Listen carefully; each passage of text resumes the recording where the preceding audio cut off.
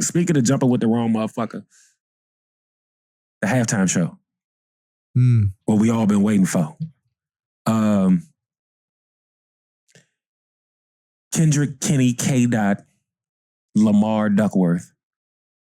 First rapper to do the Super Bowl halftime in a solo fashion. What a time to be alive. Wow. See what you did there. Did you get that? I got that. Okay. All right.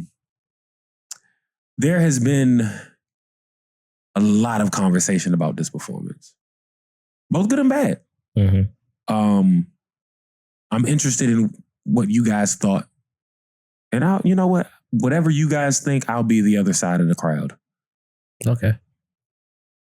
I guess I'll go first, being that I have on Kendrick Lamar merch. But yeah, man, it was great to see. It was great to see, especially when you've been rocking with an artist for so long. Like, I've been a fan of Kendrick since Overly Dedicated. So just seeing that, and then niggas were telling me, like, especially that Dollar and the Dream crew, they're like, oh man, you gotta have J. Cole's so much better than Kendrick, yada yada yada. So this whole back and forth between Drake, Kendrick, and then Cole bowing out early. The moment when Cole was involved. Yeah. So it's been a good ride to be a part of, right? And see, and then for it to is the word culminate? Culminate's a good one. Yeah. I can see it used there. Yeah. Culminate at the Super Bowl. Chef's kiss, right? Yeah. Performance, well done. I like how he hit various eras of Kendrick too, and while still portraying the message.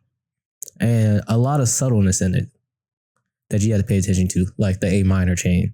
The what else did he do? It was something else that he did that I read, and I was like, oh, this is clever. So it was like a lot of little tidbits, little clever things, like mentioned in there. But my favorite part of it was when he stared at that camera dead in the face and was like, hey, Drake. I hear you like him young. And then hearing the crowd saying A minor. They intentionally cut the music out so you could hear the A minor in the crowd. That's quality production. Yeah. So just job well done. Shout out to PG Lang because they produced the whole entire show, of course. But just I thoroughly enjoyed it. Tez, what you thought? Yeah, I definitely enjoyed it. Some parts that stood out to me, I really liked the light pole scene.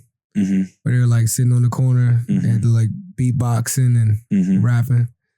I mean, I feel like I just been waiting for this dagger, man. Like, it's been just months of anticipation on, like, to me, this ended the saga. Yeah. You know what I'm saying? I don't anticipate Drake saying anything directly in disrespect, anything that will warrant like more shots, but he'll probably say something subliminal, you know, to just show that he's not. Well, he's coming out on stage in Australia with the bullet holes. With the bullet hole hoodie. Yeah. With the holes smoking. Yeah. You know he got. Yeah, that's wild corny. Yeah. Oh, I forgot to mention this. That's wild corny. Yeah, it's the way he walked out with it too. Yeah. That nigga be looking sad. Yeah, he looks sad. That's what he looks tired. He looks sad. He looks sad and sassy. Yeah. I forgot to mention this about the performance. Having Samuel L. out there. Oh yeah. Mm-hmm. He did that. That happened. Felt official. Yeah. And then like especially on To Pimp a Butterfly when he said like he mentioned Samuel L. as Steven on Django, then to have him portraying a similar type Uncle Tom character. Yeah. What about Uncle the dancer? Sam.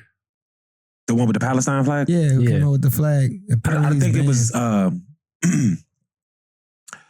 was brave but stupid. Like you were not getting that off. You had to know that. Yeah, and now look. Apparently they freed him. Yeah. He no charges, but he's being banned from NFL stadiums. I heard they were suing him for life. I read somewhere he was getting sued by the NFL. Kendrick will cover the cost. What you gonna get? What you gonna get from that man? What's the NFL gonna get from an individual? It's not even about dancer. that. It's just don't do that ever again. Don't you ever do that again. But I mean, how would I even go in the court of law though? Like, what will I have to give the NFL? I don't know. Like, But all of it. Yeah. They're just making an example out of him. That's all. But also, like, a part of me is like, why does it have to be during this black ass broadcast?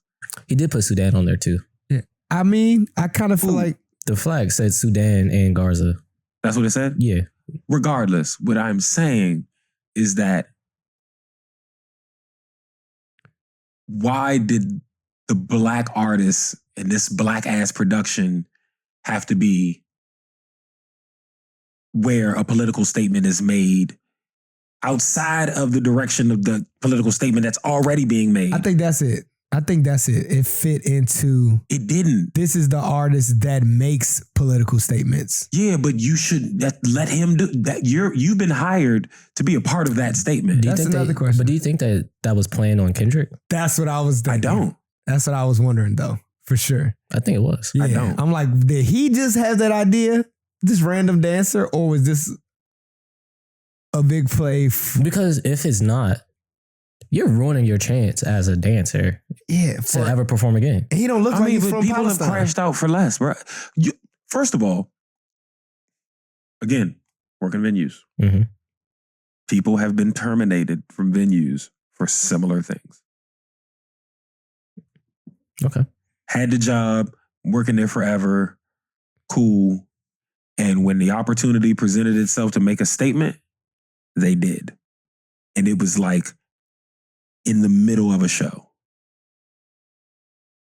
I guess virality is perceived as more valuable than it's ever been in history right now. So people are willing to take the chance on going viral. That's what we was talking about pre-show. Who was we talking about pre-show when I was saying that the disrespect, like saying it out loud, we shouldn't say that on air.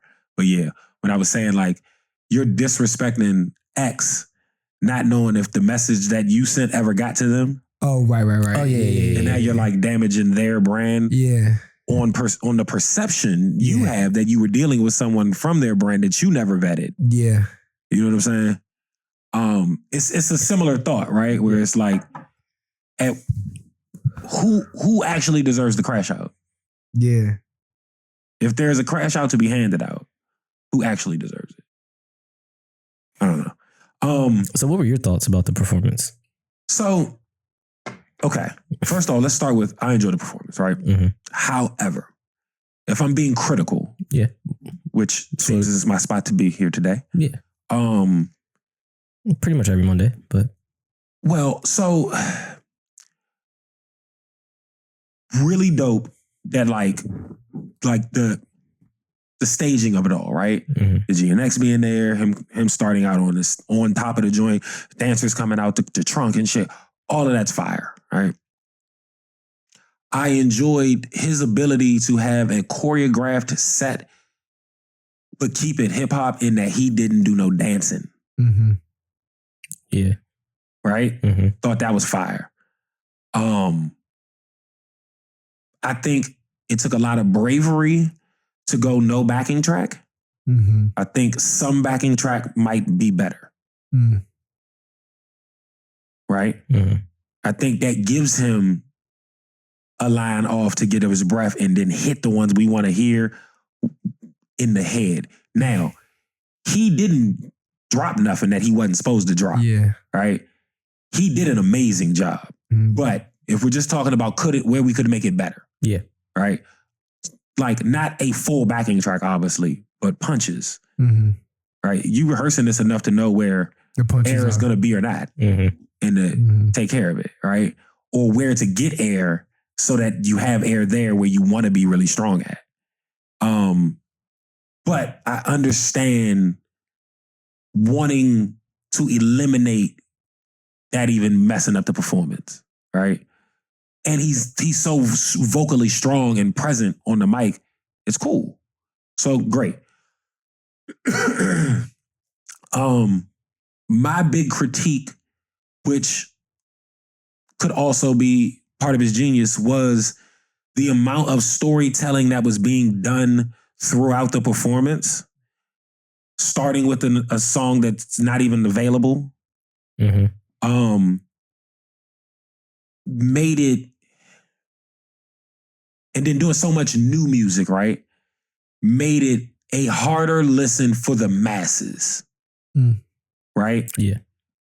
And as much as we want hip hop to be judged as hip hop for hip hop being hip hop, we also have to respect and honor the space that it was in. Yeah. And the Super Bowl is an artist's greatest hits. Usually. Yeah. They pepper in some new shit. But for the most part, they got the whole arena singing everything. That did not happen. Right? He only did 2 songs that weren't from GNX or The Beef. Is there an artist who did the Super Bowl like soon after they created a smash? I feel like fair, right? That's a fair question. I'm gonna respond to that like in a roundabout way, because like I can't answer the question directly, but what I can say as far as that impacting this, right? Sure, he had a smash. He performed the smash. I'm not saying remove that part of the show. I'm saying there were some songs used for storyline that if we gave up some of the storyline would have been more engaging to a larger audience, right? Kendrick has songs like, in hindsight, like I don't want him to do All Right because he already did it at the Super Bowl, right? But there's what's the Money Trees? Money Trees, I think was one that could have been done, right? Swimming Pools was one I think that could have been done. What did he do off of Damn? He did Humble and Did he do Loyalty? No, he didn't. No, he didn't. He should have did Loyalty. Loyalty, another one of the songs where like a lot of people know these songs, a lot more than like Squabble Up. Fine, that's the single you're working right now. That's cool, right? And that was technically the first song that everybody knew, because the first one nobody could have known that one. So and that was the second joint. That's the vibe, you know, right? Going Cool. into the beef, right? I get that. I just and again, that leading in makes sense for storyline. But if we're just talking about the best songs he could have performed, like for again, greatest hits, notoriety, I think that's where a lot of people are saying the performance was weak, is because it wasn't the ones for Kendrick that everybody could rap along to, or everybody knows this chorus. You know what I'm saying? It wasn't those songs. And the ones that were that are newer, you heard it. You know what I mean? You heard people during Not Like Us, Squabble Up. You heard them during Luther. You heard them during TV Off. TV Off, right? What's So the 2 songs that he did that were a part of GNX or the singles that were part of the beef with Drake were Humble and DNA. Oh, DNA is a good one. And that's it. Yeah. And no, add in the joint with SZA. All the stars. Yeah, that was from the Wakanda. Black Panther. Yeah. Right. That's not such an old person saying Wakanda. Yeah. Yeah. He's like this. But I don't know. I was like, as a hip hop head and a fan, right? I was obviously ecstatic. I called this nigga after the joint. Yeah. When we spoke, like the minute it ended, I called him. Because I didn't think, like, again, it's a big moment for hip hop. But if we're just grading it amongst what it is, it's not hip hop, it's a Super Bowl performance. Correct. Then I can see the spots where it could have been better for what is expected at a Super Bowl performance. Yeah, I agree with you on that. Yeah. And like in the moment, yes, I was caught up in all the fixings, everything that was going on. Yeah, because the staging to me was amazing. Yeah. Everything they did, like all the different sets, and when this silly ass popped up talking about peekaboo, Yeah. hilarious. Shout out to Serena Williams. Oh yeah, shout out to, yeah. First of all, he had two of his exes in the show. That was nice. Who's the other one? SZA. Oh right, I forgot about that. Yeah. So, and they were both on stage during Not Like Us. Yeah. I thought I was going to hear off the new joint. Dr. Blue. No, or did he do it? But I didn't hear the part. The crazy, scary, spooky, hilarious. Oh. Yeah, he did that. You just didn't hear the part. Oh, okay. Because he I feel like brought that's one of the most viral parts of the new shit. Because he brought up Mustard to do. Oh yeah, Yeah. No, I mean, overall, epic. It to me, because the songs that everybody would have sang along to weren't there, it kind of was like, it was cool, I was happy. Really impressed with the visual aspects of it. Mm-hmm. And then, like, SZA came out and then it went up. Right? But I do think it was kind of light early. But do you think that was intentional? Yeah, like to have a crescendo? I mean, I think it was all intentional. Like, that's what I'm saying. Like, as much as I'm giving a critique, I don't think any of this wasn't on brand. Like, he told the story he wanted to tell. He wanted to do it his way. All right? Nobody does this new material like that at the Super Bowl. That's just not what you do there. He did it in a very committed, very Kendrick way. Yeah. So, like, I'm sure they had this conversation. Yeah. You know what I'm saying? But I'm having it now because I wasn't there. Yeah. And I just think it's ballsy to even do it. To like walk out the meetings and be like, yeah, that's what we're going to do. We're going to do absolutely not that. I feel like he has nothing to lose. Yeah. Literally. And I was going to accept anything that he did. I'm going to be honest. No, facts. And that's just off the track record. Like, I trust him, man. Damn. He made good calls. I was going to accept it all. And you know how it's like somebody showed you that they're so good at what they do. They're like, everybody dropped the ball, you know, a little bit. It's like, okay, he got a few times to drop the ball for me. Yeah, I definitely don't think he dropped the ball. Yeah. I'm definitely not saying that. I'm just saying it was interesting. Yeah. Like, because again, in the moment, yeah, happy. In awe, right? Yeah. I sat with the thought, like I haven't watched it again or anything. I just sat with what I digested watching it. Yeah, I almost put it on before just so I could like. I'll watch it again after this, but I didn't want to watch it again before we potted. Yeah, I wanted to watch it one time because I was locked in on it. It wasn't like I was like bullshitting while it was on. And then go from there. But like, you know, you sleep with it and then you're like, and it was great. But it wasn't like as epic as I wanted it to be. On topic of the feud, right? Between them, the two guys. Yeah. What's the line you draw for your enemy? Like, is anything too much? No? What about 50 Cent saying smoking on Herb Gotti pack? Is there a line? Is that too far? Once an enemy, always an enemy? If I didn't squash it, yeah. Yeah. I respect it. I think yes, that, right? But I'm just not. But also, I'm not that person, right? Like distasteful? Yeah. I'm not you could be my enemy and it might not be known publicly. Okay. You know what I'm saying? Yeah. I'm pretty sure there's people that don't like me and I don't know it. So. No, but like enemy is like they know. Oh. Like there's people that know I don't fuck with them. Okay, that's fair. Yeah. Like they absolutely know that because I'll tell them every time I see them. They be, hey, how you been? Look, we not about to do all this. You know I don't fuck with you. Yeah. And they be like, damn. And I be like, not the first time I've said it. Won't be the last. And they be like, yeah, I know, but nah, I'm good. Well, Drake said I'm Time okay. Hill's off. They thought Time Hill's off. I'm okay. It's just some of y'all, I'm okay.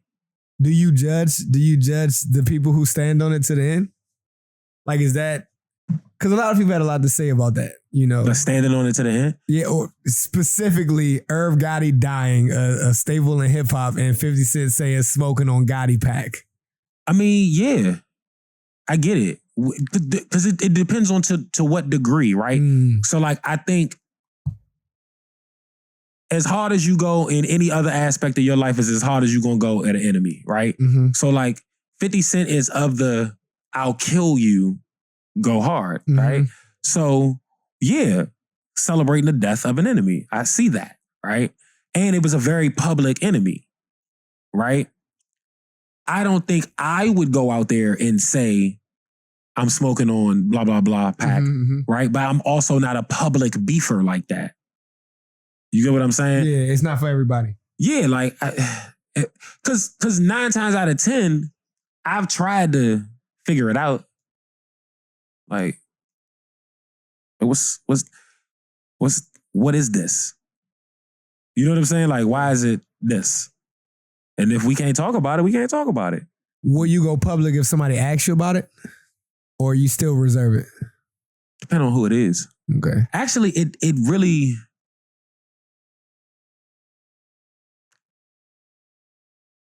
It would have to benefit me. Okay. And not like in a...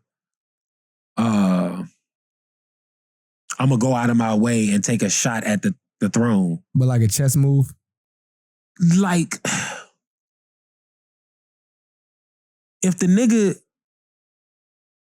the person, like, it's, how do you say this without sounding elitist? If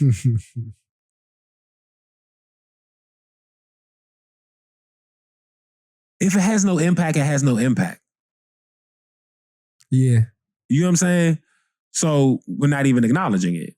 If it does have impact, I still don't think me, the way I'm a move, would require a public thing. Yeah. Yeah. That's not really my bag. Unless it's like pod fodder or something. You know what I'm saying? Like, that's different. But like in my day-to-day life, let's talk like adults. And if we can't talk, then we either need to fight or leave each other the fuck alone. As simple as that. You stay over there, I stay over here. We good. Yeah, and like, it's not worth fighting half the time. Yeah. It's not. And you know what's funny? Niggas only be wanting to fight for real when they think they can win. Yeah. Yeah. Yeah, and I'm not fighting at all. So it was just like... Right, but that be making me want to fight. Because like, why you think that? Yeah. You know what I'm saying? Because why you think that? Yeah. Why you think that? Because the niggas that like I know got hands that I know are dangerous, be chilling. I never have those problems with. It's always the niggas that I'm like, bro, you get what I'm saying? It's never certified niggas that you getting into rah-rah issues with. No, that's real. I think, yeah, it's something Sweezo always says. He never had a problem with a real nigga. No. Yeah. That's such a Sweezo saying. Yeah, I feel it. But it's so accurate. Yeah. I just picture Sweezo saying that in slow motion. I never had a problem with a real nigga. Yeah, that's exactly how he said it. Yeah. And then he did like this. Yeah, man. Got throw a Sweezo shrug in there. He must be off the nitrous. That's all his fault. We know Sweezo. Yeah, I appreciate it. Thank you. Fucking menace. No, that nigga is a menace to society. Like, he's a terror. Sometimes on Mondays when he get off work, he'll just come here. No, Tuesdays. No, Mondays too. Oh, for It'll be Mondays. I must be leaving then. No, he'll come in here during the podcast. Nah, he be terrorizing me on 2 reviews. And he'll sit right there and watch Tim on the podcast and talk shit to him while we're podding. It's amazing. He'll be worse on 2 reviews though. Oh, the worst is when he's here, but in the comments on 2 reviews. Like he's in the room. No, he'll be in the comments. God. And then like I'll be in the middle of like giving a review on a song. He'll just come behind me like a shadow and then just start doing dumb shit. And then I turn around, he act like he's not doing nothing. That nigga's a menace. Nah, that nigga's great. All right. So yeah, I guess that's the end of my Kendrick take. Yeah, man. Listen, this I will say, he did his job because now I'm looking forward to the concert even more. Is he going to drop? Drop what? Another project? Is there something? It's project, song? Is there something else? I think he has something to tuck in case Drake responds, but nothing for his own. I think he needs to drop the song that he keeps teasing. Yeah, that no one has. Yeah. Okay. That's what I think. Mm-hmm.